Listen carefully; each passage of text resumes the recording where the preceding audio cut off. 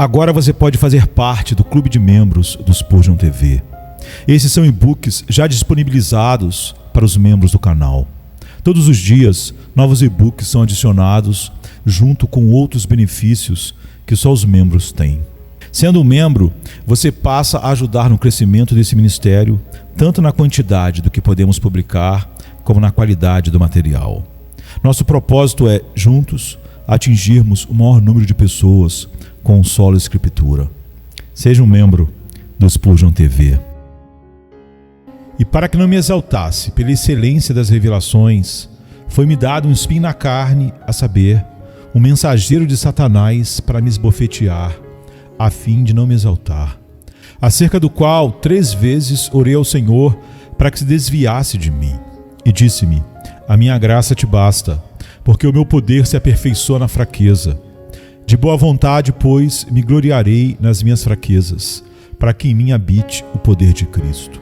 2 Coríntios 12, 7 a 9. Muitas pessoas têm um desejo mórbido de abrir cortinas e contemplar as vidas secretas de pessoas eminentes. Parágrafos detalhando os hábitos privados de homens públicos são iguarias para essas mentes. Livros recheados de fofoca e mero lixo têm grande circulação. Se contarem como os príncipes comiam, como os guerreiros bebiam, como os filósofos dormiam, ou como os senadores arrumavam os cabelos. E agora podemos satisfazer a curiosidade e ainda ministrar para a edificação, pois revelamos diante de nós uma parte da vida secreta de Paulo, o grande apóstolo dos gentios. Podemos não apenas ver seu quarto de dormir, mas aprender as visões do apóstolo.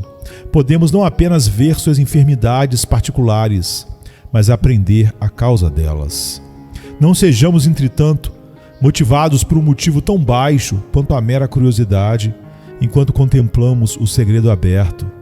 Vamos lembrar que o apóstolo nunca teve a intenção de divertir os curiosos quando escreveu essas palavras, mas as escreveu para um propósito prático. Vamos lê-las com o desejo de ser instruído por elas e que o Espírito Santo nos ensine a tirar proveito. Esse registro não foi enviado apenas para que soubéssemos que este eminente servo de Cristo teve abundantes revelações ou que sofreu um espinho na carne, mas foi escrito para nosso proveito. Um final excelente que pode ser respondido por esta narrativa está na superfície. Somos claramente ensinados como estamos enganados quando colocamos os eminentes santos dos tempos antigos em uma plataforma isolada, como se fossem uma classe de super seres humanos. Porque ficamos tão aquém deles, desculpamos nossa indolência ao concebê-los como de natureza superior a nós, de modo que não podemos esperar que alcancemos seu grau de graça. Nós os elevamos a um nicho fora do caminho, para que não nos repreendam, prestando-lhes assim uma homenagem que nunca procuraram e negando-lhes uma utilidade que sempre ambicionaram. Como nunca tentamos voar, porque não temos asas angelicais, também não aspiramos à santidade suprema, porque imaginamos que não temos vantagens apostólicas. Na verdade, esta é uma ideia muito prejudicial e não deve ser tolerada. O que os antigos santos eram, podemos ser. Eles eram homens de paixões semelhantes às nossas e, portanto, são os exemplos mais adequados e práticos para nós. O Espírito de Deus que estava neles está em todos os crentes e ele não está de forma alguma estreitado. Seu Salvador é nosso Salvador. Sua plenitude é a plenitude da qual todos nós recebemos. Afastemos de nós toda a noção de separar de nós os homens santos de outrora, como se fossem uma casta santa a ser admirada à distância, mas não associada como camaradas. Eles travaram a luta comum e venceram pela força disponível a todos os crentes. Vamos considerá-los como nossos irmãos e com eles perseguir o conflito sagrado em nome do nosso líder comum, Jesus Cristo. Fixemos nossos olhos nesses companheiros de guerra e, considerando-os como uma nuvem solidária de testemunhas, corramos como eles correram, para que possamos vencer como eles venceram e glorificar a Deus em nossos dias e geração, como eles fizeram na deles. Paulo, meus irmãos e irmãs, sem dúvida, desfrutou de mais revelações do que nós, mas ele tinha um espinho correspondente na carne. Ele se eleva acima de nós, mas também afunda conosco e assim nos encoraja a imitar sua ascensão. Ele era um bom homem, mas era apenas um homem. Ele era um santo, mas tinha as enfermidades dos pecadores. Ele é nosso irmão Paulo, embora não esteja nem um pouco atrás do próprio principal dos apóstolos. E ao lermos sua experiência, espero que sintamos uma comunhão com ele e assim sejamos estimulados a imitá-lo. Nosso texto nos sugere, em primeiro lugar, um perigo ao qual o apóstolo foi exposto, para que não seja exaltado acima da medida. Sobre isso, vamos falar primeiro. Aqui está um perigo ao qual todos nós estamos expostos, mais ou menos. Mas o apóstolo Paulo estava especialmente sujeito a isso por causa de suas circunstâncias peculiares. Ele havia sido arrebatado ao terceiro céu. Coisas secretas que não haviam sido vistas antes foram expostas diante de seu olhar. Nem estavam seus olhos sozinhos, inebriados. Seus ouvidos também estavam encantados, pois ele ouviu palavras que não era possível para ele repetir, e que, se ele pudesse ter repetido, não teria sido conveniente para ele mesmo sussurrar nos ouvidos impuros da humanidade. Ele foi levado para a parte mais íntima do terceiro céu, para aquele paraíso secreto onde Cristo habita com seus santos perfeitos. Ele havia entrado na comunhão mais próxima com Deus possível a um homem enquanto ainda nesta vida. Ele não deveria se sentir um tanto exaltado? Certamente, a exultação deve encher o seio daquele homem que foi levado para dentro do véu para ver seu Deus e ouvir as harmonias inexprimíveis.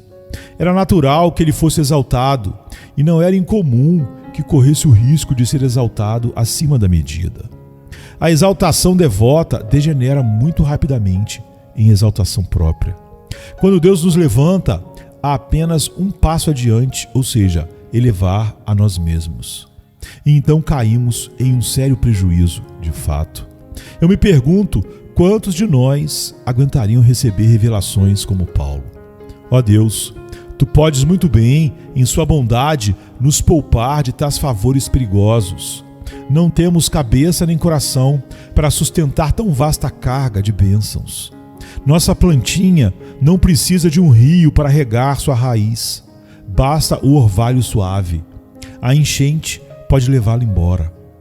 Quantos Deus tem abençoado no ministério por algum tempo, ou, se não no ministério, em alguma outra forma de nossa vida comum na sociedade em que vivemos. Mas ai de nós, quão cedo eles incharam de vaidade e se tornaram grandes demais para o mundo suportá-los.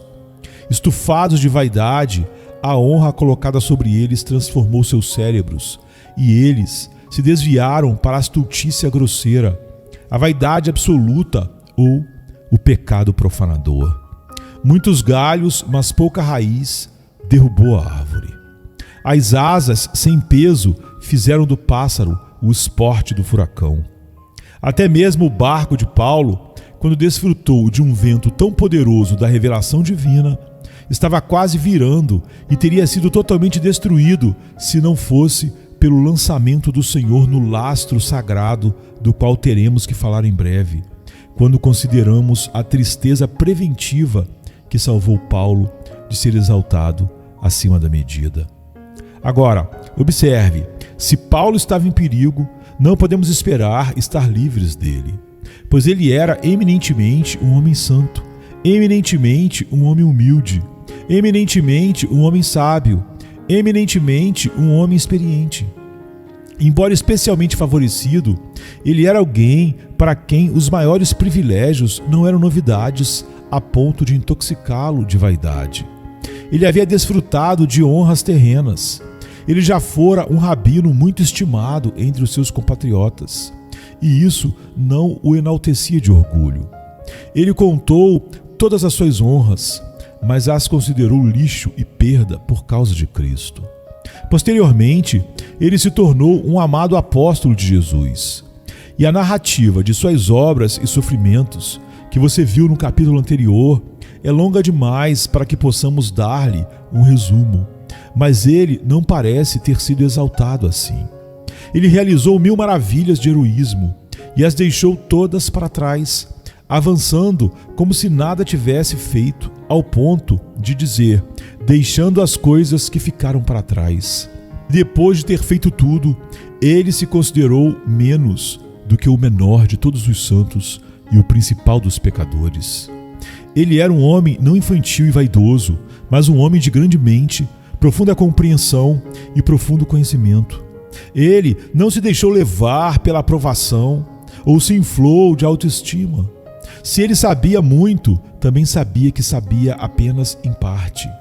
E se seu julgamento fosse muito agudo, como certamente era, ainda assim ele costumava gritar: ó profundidade das riquezas, quem conheceu a mente do nosso Senhor? Seu intelecto era esplêndido e bem equilibrado, santificado pela graça de Deus. No entanto, por tudo isso, ele corria o risco de ser exaltado acima da medida. Quanto mais provável, então, somos nós que não temos o seu julgamento, que não temos o seu conhecimento. Nunca ocupamos uma posição tão elevada e nunca desempenhamos tal feitos poderosos.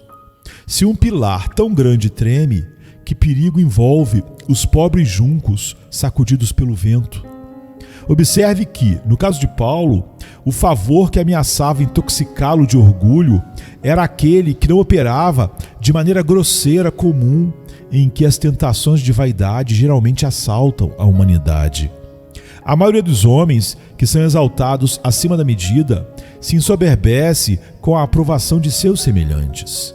Eles amam a bajulação, cortejam a estima e palavras de admiração são o próprio alimento de suas almas. Mas as dádivas celestiais de Paulo não eram coisas que provavelmente despertariam a autoestima de seus semelhantes. É provável que se ele tivesse falado a seus condiscípulos e dito: tenho desfrutado de revelações, eles teriam duvidado de sua declaração ou dado pouca importância a ela. E se ele tivesse falado para a massa de judeus e pagãos sobre o assunto, ele teria se tornado mais do que nunca alvo de seu ridículo. O que teria excitado mais o riso do grego, ou o escárnio do romano, ou a ira do judeu, do que ouvir que Paulo, o fabricante de tendas, havia entrado no mundo invisível e ouvido palavras para as quais não era lícito ele proferir. Irmãos e irmãs, vocês podem ver que nosso apóstolo não foi tentado pela tentação comum e vulgar da adulação e lisonja. Sua alma facilmente teria ascendido superior a um ataque tão grosseiro, e ele teria trilhado o mal como a lama nas ruas. Não, a tentação era mais sutil e mais adaptada ao nobre calibre do homem. Ele era eminentemente um homem autocontido, um homem que aprendera a pensar por si mesmo, a falar por si mesmo e a agir por si mesmo. E agora a tentação era que ele dissesse dentro da sua própria alma: eu vi por mim mesmo e com estes olhos como outros não viram. Sou um homem que vê entre os tolos cegos. O que esses pobres iniciantes sabem? O que são eles comparados a mim? Eu sou o favorito do céu. Fui indulgente pelo Eterno como a admissão em sua câmara de audição secreta. Eu sou algo mais do que o resto dos filhos dos homens. Paulo não se importava nem com o senho franzido, nem com o sorriso dos homens. Ele era superior a tudo isso, mas sua tentação estava dentro de si mesmo e, portanto, era mais difícil de enfrentar. Pode ser, irmãos e irmãs, que alguns de vocês, não tendo revelações, possuam algo dentro de si mesmos, uma experiência profunda, uma penetração secreta na medula da palavra divina, um conhecimento íntimo de alguma porção da verdade divina. E embora você não se importe com a estima de seus semelhantes, ou se ensoberbece com elogios, ainda assim, essa consciência pessoal de que você tem algo que os outros não têm, esse sentimento de superioridade em relação a eles em algumas coisas, pode ser para você uma pedra de tropeço diária e criar em você uma autoestima presunçosa. Agora, vamos observar que, embora na forma particular de Paulo, essa tentação de exaltação acima da medida pode não ser muito comum hoje em dia. Ainda de outra forma, ela atrapalha o melhor dos cristãos. O comum dos cristãos, e eles são muito numerosos, não pode ser tentado dessa forma. Mas os espíritos escolhidos, os eleitos dentre os eleitos, a elite dos santos de Deus, muito provavelmente serão molestados por esta tendência de serem exaltados acima da medida por meio da abundância de revelações graciosas. Alguns cristãos verdadeiros têm uma tendência constitucional para uma autoestima desordenada. Eles nunca erram por timidez, mas são facilmente levados à autoconfiança. Todo homem ama o elogio de seus semelhantes. Nenhum homem vivo é indiferente a isso. É vão vangloriar-nos de não nos importarmos com isso. Nós nos preocupamos com isso, e nosso dever é manter essa propriedade sob controle. Aquele que pensa que é humilde é provavelmente o homem mais orgulhoso do lugar. Mas há alguns homens nos quais a autoconfiança é tão predominante e tão evidentemente poderosa que você pode ver isso em quase tudo que eles fazem. É a luta deles, se forem cristãos, para mantê-lo baixo, mas surgirá na forma de se aborrecerem facilmente porque são esquecidos, não são reconhecidos pelos outros, pela igreja, em algum bom trabalho, ou de se irritarem facilmente porque imaginam que alguém está se opondo a eles quando esse alguém nunca pensou neles. A grande proeminência do ego é culpa de muitos e o perigo de todos. Não são poucos os que têm que lutar contra isso por toda a vida. E eu não deveria me perguntar se eles deveriam ser as pessoas que por toda a vida também suportarão um espinho na carne. Mas há outros para quem a tentação vem de uma forma mais refinada. Eles têm mais conhecimento do que aqueles entre os quais habita. Quero dizer, mais conhecimento bíblico, mais conhecimento espiritual real e uma experiência interior mais profunda. E quando eles ouvem a tagarelice de jovens iniciantes, ou ouvem os erros terríveis de muitos supostos grandes santos, eles não podem deixar de sorrir para si mesmos. E quase naturalmente, eles não podem deixar de dizer: graças a Deus, eu sei melhor do que isso. A tentação de ser exaltado acima da medida, em tal caso, está próxima. Provavelmente também tiveram algum sucesso no trabalho sagrado, ao passo que viram outros ociosos, indiferentes e, consequentemente, mal-sucedidos. Agora, se Deus dá a qualquer homem sucesso em ganhar almas, estou certo de que ele será elevado ao seu próprio inferno, a menos que uma fonte correspondente de humilhação seja aberta ao mesmo tempo. Devemos regozijar-nos com o sucesso espiritual. Seria ingrato não fazer isso, mas devemos estar atentos contra a arrogância de espírito. Meu caro amigo, se o Senhor fizer de você o pai espiritual de um grande número de almas, você não sentirá nenhuma exultação em seu espírito ao ver essas flechas nas mãos de um homem poderoso, esses filhos espirituais da sua juventude? Você não sentirá alegria alguma? O coração do pai nunca deve pular ao ver sua prole. Devemos e iremos nos regozijar. Ninguém nos impedirá desta sagrada alegria. Mas note bem, esse será o nosso perigo. Entre as flores da gratidão crescerá a cicuta do orgulho. Enquanto nossos pensamentos de gratidão, como anjos, adoram o Senhor, o Satanás da exaltação própria entrará no meio deles. É muito digno de nota que todas as coisas de que falamos, nenhuma delas são motivos justificáveis para a vanglória, se é que tais motivos podem existir. O que aconteceria se um crente tivesse recebido mais iluminação divina do que seus companheiros? O Senhor não os deu a ele, porque ele deveria se gabar como se não tivesse recebido os favores. Sua razão, inteligência e esforço funcionaram nessas coisas? Existem 2 mendigos na rua. Dou 20 libras a um e 2 libras ao outro. Deve o homem que obtém as 20 libras se orgulhar e gloriar-se de seu companheiro? Se eu dou a ele uma esmola maior, independentemente de qualquer consideração de mérito, mas simplesmente porque eu escolho fazer o que eu quero com o que é meu, ele se gabará? No entanto, somos tão tolos. Geralmente, a maior ostentação neste mundo é estimulada por circunstâncias acidentais. Se há um menino na escola que é vaidoso, não é o menino que trabalhou duro e por muito tempo em seus estudos e assim obteve uma posição de destaque. Não. O jovem fanfarrão é geralmente um gênio jovem que tem grande prontidão em suas tarefas, mas é tão preguiçoso quanto talentoso. Você não encontrará com frequência um homem que assume grandes ares, que realizou uma grande invenção e abençoou seus semelhantes com uma descoberta muito valiosa. Mais elevada é a postura do aristocrata sem cérebro que teve sua posição ao acidente de seu nascimento. Se devemos nos gloriar, esperemos até que possamos fazê-lo legitimamente. As generosidades da graça soberana são prostituídas quando se tornam objetos de orgulho. Deverá Jesus, que tinha todas as coisas em si mesmo, ser humilde, e nós, que devemos tudo à sua bondade, seremos elevados? Deus me livre. Amado, acima de todas as coisas, é perigoso para um cristão ser exaltado acima da medida. Pois se o for, roubará a glória de Deus. E isso é um crime grave. O Senhor disse: não darei a minha glória a ninguém. Dar a glória de Deus a imagens esculpidas é ruim, mas usurpar isso para nós mesmos não é melhor. Não vejo diferença entre a adoração de um Deus de pedra e a adoração de um Deus de carne. O ego está tão degradado como um ídolo quanto Baal ou o panteão de deuses gregos e romanos.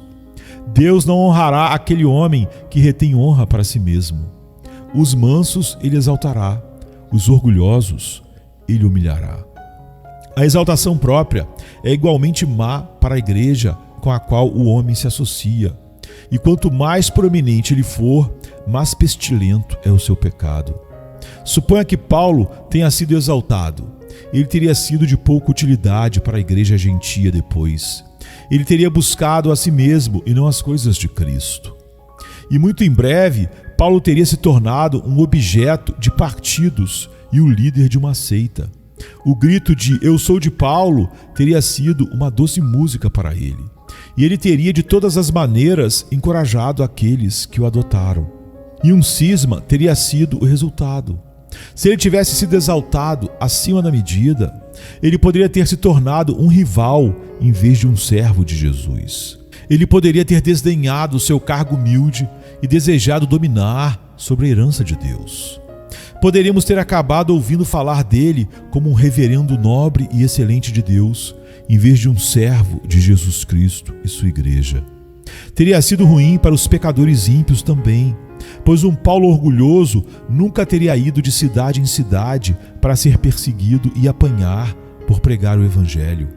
Pregadores orgulhosos não são usados para conquistar os corações dos homens para Cristo. Querem o coração dos homens para si mesmos. Aquele que é exaltado em si mesmo nunca exaltará o Salvador, e aquele que não exalta o Salvador nunca conquistará a alma dos homens verdadeiramente. Teria sido o pior de tudo para o próprio apóstolo, pois o orgulho precede a destruição e o espírito altivo está presente antes da queda. Devemos ter na história de Paulo um exemplo terrível de como os homens podem ser como Lúcifer, filho da manhã, para brilhar, e ainda assim podem cair como Lúcifer na escuridão das trevas para sempre. Se Deus não tivesse segurado Paulo nas mãos, o perigo que o cercava teria sido fatal para ele. Para a glória de Deus, para si mesmo, para os pecadores, para o evangelho, para a sua própria salvação, teria sido um perigo de fato.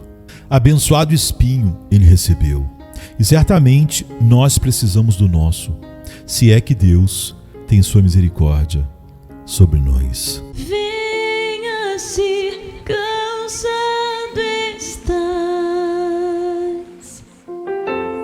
e eu descanso darei.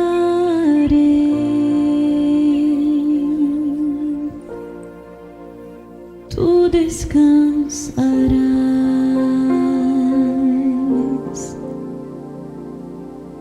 Venha-me se não tens paz, e eu darei paz sem fim. Terás paz sem fim. O meu jugo é leve, o meu fardo graça dá. Tome tua cruz, te darei a paz.